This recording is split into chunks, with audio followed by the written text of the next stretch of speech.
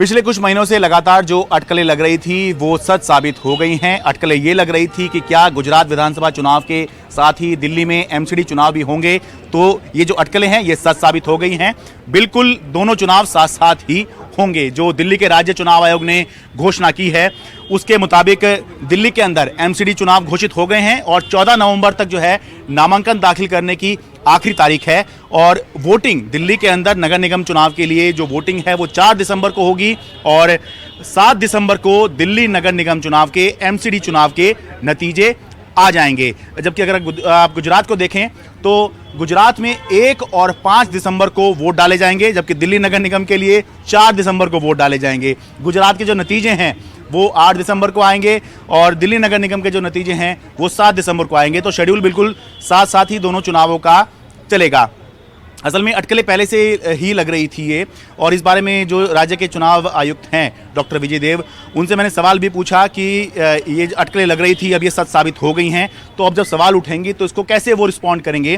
तो उनका ये कहना था कि जो राज्य के चुनाव होते हैं वो जो चुनाव आयोग होता है, केंद्रीय चुनाव आयोग, उसकी जिम्मेदारी होती है, जबकि जो नगर निगम चुनाव है वो हमारी यानी कि राज्य चुनाव आयोग की जिम्मेदारी होती है। तो हम अपनी तैयारी के हिसाब से चुनाव करवाते हैं और वही हम कर रहे हैं। तो इसमें अटकलें इसलिए भी थी कि असल में हो ये रहा है कि दिल्ली के अंदर जो सत्ताधारी पार्टी है आम आदमी पार्टी, वो गुजरात में शिद्दत से चुनाव लड़ रही है।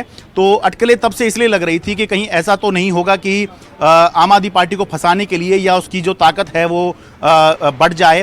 तो इसके तहत कहीं ऐसा तो नहीं होगा कि गुजरात के साथ ही दिल्ली में नगर निगम चुनाव भी करा लिए जाएं, क्योंकि एमसीडी चुनाव जीतना जितना बीजेपी के लिए ज़रूरी है, 15 साल का उनका किला है एमसीडी, तो जितना उनके लिए ज़रूरी है अरविंद केजरीवाल के लिए भी जीतना उतना ही ज़रूरी है, क्योंकि दिल्ली में अरविंद केजरीवाल की सरकार है, आम आदमी पार्टी की सरकार है। ऐसे में एमसीडी चुनाव जीतना उनके लिए बहुत ज़रूरी है, ताकि जो है आगे ये मैसेज दे पाएँ वो कि दिल्ली के अंदर जो उनका दबदबा है, जो उनका जलवा है वो बरकरार है और विधानसभा के बाद उन्होंने एमसीडी नगर निगम भी जीत ली है। तो ये मैसेज उनको यहाँ से देना ज़रूरी है। जबकि दूसरी तरफ गुजरात में जो है जो सत्ताधारी पार्टी है बीजेपी, 27 साल से वो शासन कर रही है, तो उसके लिए अपना किला बचाना है, लेकिन आम आदमी पार्टी के लिए वहाँ पर जो है परफॉर्म करना भी इसलिए ज़रूरी है क्योंकि इस समय जो आम आदमी पार्टी एक तरह के चक्रव्यूह में फंसी हुई है। आम आदमी पार्टी मानती है कि वो एक चक्रव्यूह में फंसी हुई है और चक्रव्यूह में फंसाया है उसको बीजेपी ने, वो ये मानती है। और उसका ये मानना है कि अगर वो गुजरात में अच्छा परफॉर्म कर देती है